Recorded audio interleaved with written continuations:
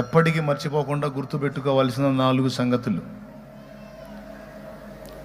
ప్రతిదినం దేవుని వాక్య సహవాసం చేయటం నిర్లక్ష్యం చేయొద్దు. దేవుని వాక్యాన్ని చదువుట యందు ఆసక్తి కలిగి ఉండండి. చదువు రాకపోతే కనీసం బైబిలు సెల్ ఫోన్లో రికార్డెడ్గా ఉంది, చక్కగా తెలుగులో చదివి వినిపిస్తాడు. అది పెట్టుకొని రోజు దేవుని వాక్యం వినండి. రెండోది, వదిలిపెట్టిన లోక స్నేహంలోకి మళ్ళా వెళ్ళకండి. అంటే వాళ్ళని వెలివేయమని నేను అనట్లేదు, లోకస్తుల్ని. హాయ్ అంటే హాయ్, బాయ్ అంటే బాయ్. మరి నా స్నేహం ఎవరితో అన్నా అంటే దేవుని నమ్ముకున్న బిడ్డలతో స్నేహం ఏర్పరచుకోండి, ఆత్మీయులతో. యేసయ్య సంబంధులతో స్నేహం ఏర్పరచుకోండి. మూడవది, ప్రతి ఆదివారం దేవుని సన్నిధికి కలిసి ప్రభు యొక్క శరీర రక్తాలలో చెయ్యి వేయటం నిర్లక్ష్యం చెయ్యకండి. ఎవ్రీ సండే మిస్ కాకుండా ప్రభు బలలో చెయ్యి వేయాలి. 3. నాలుగవది, ప్రతిరోజు కనీసం 2 మార్ల కంటే ఎక్కువ మార్లు ప్రార్థన చేసుకోండి. ప్రార్థనా జీవితాన్ని కలిగి ఉండండి. 4. అపోస్తల కార్యములో 2వ అధ్యాయము 42వ వచనంలో ఉంది ఈ మాట. అపోస్తల కార్యము 2:42. బాప్తిస్మం పొందిన వారు, ప్రభు రక్షణలోనికి వచ్చిన వారు అపోస్తలుల బోధ యందును, సహవాసమందును, రొట్టె విరుచుట యందును, ప్రార్థన చేయుట యందును ఎడతెగక యుండిరి. యేసయ్యలోకి బాప్తిసం పొందిన తర్వాత ఇక నాకు అదే, ప్రతిరోజు వాక్యం చదువుకునేవాడిని అండి. ఏమండో వింటున్నారా? ప్రతిరోజు వాక్యం చదువుకునేవాడిని, చక్కగా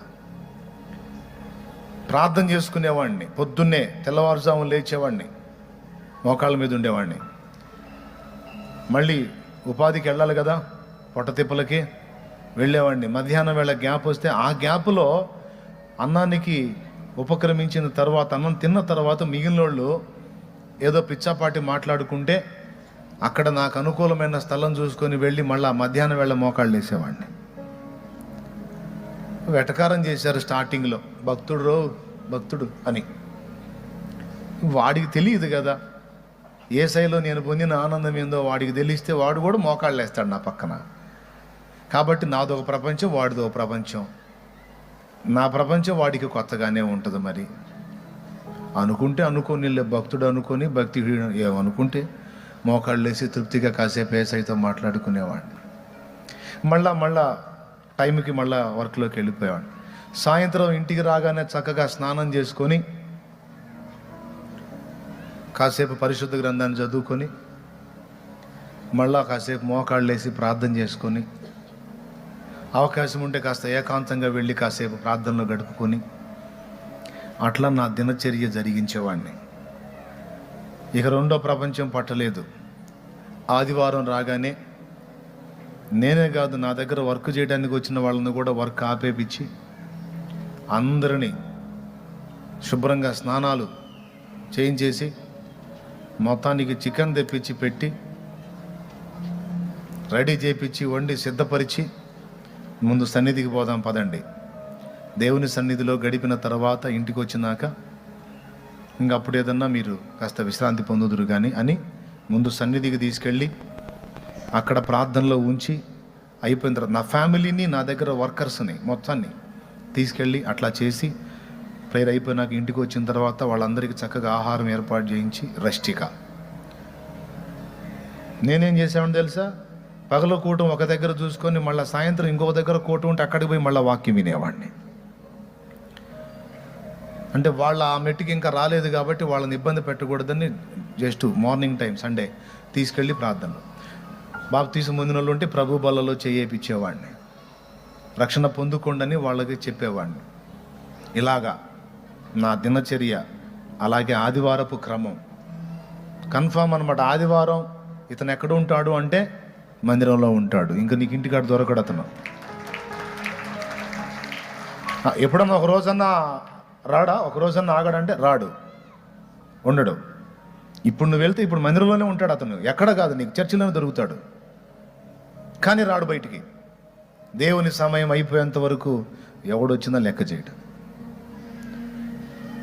అట్లా భక్తి సాధన చేసుకున్నా. మిస్ అయ్యేవాడిని, ప్రభు వల్ల మిస్ అయ్యేవాడిని కాదు. టోటల్ లైఫ్ మొత్తంలో ఇంతవరకు 18 ఏళ్లలో ఒక్క ఆదివారం మిస్ అయ్యా. అది కూడా క్రొత్తగా దేవుళ్ళలోకి వచ్చిన తొలి దినాల్లో ఆదివారం రోజు 3ంటికి లేవాలి. నేను 3ంటికి లేచి పల్లెటూళ్ళు వెళ్ళి పాలు పట్టుకొచ్చి నరసరావుపేట టౌన్లో పాలు పోసి మరి ఇక రెడీ అయిపోయి ప్రేయర్కి వెళ్ళాలా. తలంటూ స్నానం చేశాను. తెల్లవారుజాము 3ంటికి లేచా కదా, కళ్ళ మీద ఉంది నిద్ర. నేను ఏ ఫ్యామిలీలోకి అయితే వెళ్తానో వాళ్ళతో కలిసి ప్రేయర్కి వెళ్తాను కదా, ఆ కుటుంబంలోకి వెళ్ళాను. మడత కుర్చీ ఉంది, దాని మీద కూర్చున్నా, నడుము వాల్చా, తలంటూ స్నానం చేశాను, ఫ్రెష్గా ఉంది. 3ంటికి లేచాను, నిద్ర లేదు కదా, అట్లా వాలే. ఇక వాడు జోకొట్టడం మొదలుపెట్టాడు, లూసిఫర్ గాడు. నిద్రపోయా. వీళ్ళేమనుకున్నారు, పాపం 3ంటికి లేస్తాడు కదా, మెలకు రాగానే వచ్చేస్తాడులే, ఎంతసేపు వస్తాడని వాళ్ళు రెడీ అయ్యి తలుపుల దగ్గర వేసి వాళ్ళు వెళ్ళారు. నేనే వస్తానులే, లాక్ చేశాను. వాళ్ళు మళ్ళీ వచ్చిన దాకా నిద్రపోతానే ఉన్నా. అప్పుడు వచ్చిన తర్వాత ఆ తల్లి ఒక మాట అంది, ఎంత తప్పు చేసావో తెలుసా, 1000 దినాల ఆశీర్వాదాన్ని నువ్వు ఈరోజు పోగొట్టుకున్నావు అంది. విత్రపోయి నా తప్పేంటో తెలుసుకొని ఆ రోజు నుంచి ఈ రోజు దాకా బాగున్నా బాగలేకపోయినా బలహీనత అయినా ఏ స్థితిలో ఉన్నా అవసరమైతే మందిరంలోనే పడిపోదాం, ప్రాణం పోయినా మందిరంలోనే వదులుదాం. దేవుణ్ణి మాత్రం అశ్రద్ధ చేయకూడదు. ఆయన సమయమే. ఆ ఒక్కరోజు మాత్రమే నాకు గుర్తుంది, ఆదివారం ఆగిపోయింది. అది కూడా నిద్రమత్తులోకి వెళ్ళి. ఇక అప్పటి నుంచి ఇప్పటిదాకా జాగ్రత్తగా ముందుగానే రెడీ అయిపోయి లైన్లో ఉంటాం. ఆ విధంగా కుటుంబాన్ని, నాతో ఉన్న తమ్ముళ్ళని అందరినీ అలాగా సిద్ధపరచుకొని దేవుడి కృపలో అలా నడిపిస్తూ వచ్చినందున ఈరోజు ఇంత పెద్ద కుటుంబాన్ని ఇచ్చాడు యేసయ్య. మిమ్మల్ని ఎలా ఆశీర్వదించబోతున్నాడో, మిమ్మల్ని ఎలా వాడుకోబోతున్నాడో, మీకే ధన్యత ఇవ్వబోతున్నాడో, ఎంతమంది జీవితాల్లో మీ ద్వారా వెలుగు నింపబోతున్నాడో యేసయ్య. అమ్మా, నీ ద్వారా ఎంతమంది బ్రతుకులు బాగు చేయబోతున్నాడో నాయన. మీ ద్వారా ఎన్ని దీపాలు వెలుగుతాయో, మీ ద్వారా ఎన్ని కుటుంబాలు కట్టబోతున్నాడో. ఈరోజు నా పరిస్థితే బాగలేదు, నా బ్రతికే ఎట్లుందని దుఃఖపడుతున్న నీ ద్వారా ఎన్ని జీవితాలు ప్రభావితం చేయబోతున్నాడో నా యేసయ్య. నీకేం తెలుసు, నాకేం తెలుసు, ఆయనకు తెలుసు. కాబట్టి నా ప్రియ బిడ్డలారా, ఈ 4 విషయాలు దయచేసి మిస్ కావద్దు. మీరందరూ కూడా ప్రతిదినం బాప్తీసం పొందిన వాళ్ళకి చెప్తున్నాను, పొందబోయే వాళ్ళకి కూడా ప్రతిరోజు మోకాళ్ళు వేసి, అయ్యా లోకంలోకి వెళ్ళబోతున్నా, నేత్రాశ, శరీరాశ, జీవపుడంబం, ఉండాల్సిన దరిద్రం అంతా ఉంది లోకంలో. నేను నీ బిడ్డని, నన్ను నీ రక్తంతో కడిగావు, పరిశుద్ధపరిచావు. ఇప్పుడు అందులోకి అడుగు పెట్టానంటే ఇక అంతా ఆ దరిద్రమే నాయన నా చుట్టూ ఉండేది. కాబట్టి ఆ ఆకర్షణలన్నీ, ఆ లోపాలన్నీ తట్టుకొని ఆ బలహీనతలను ఎదిరించి నిలబడటానికి నా శక్తి జాలదు. నాకు నీ పరిశుద్ధాత్మ శక్తిని అయ్యా అని నీవు ఇంట నుండి బయటికి వెళ్ళక మునుపు దేవుని ఎదుట మోకాళ్ళుని ఇది ఖచ్చితంగా అడిగి వెళ్ళాలి.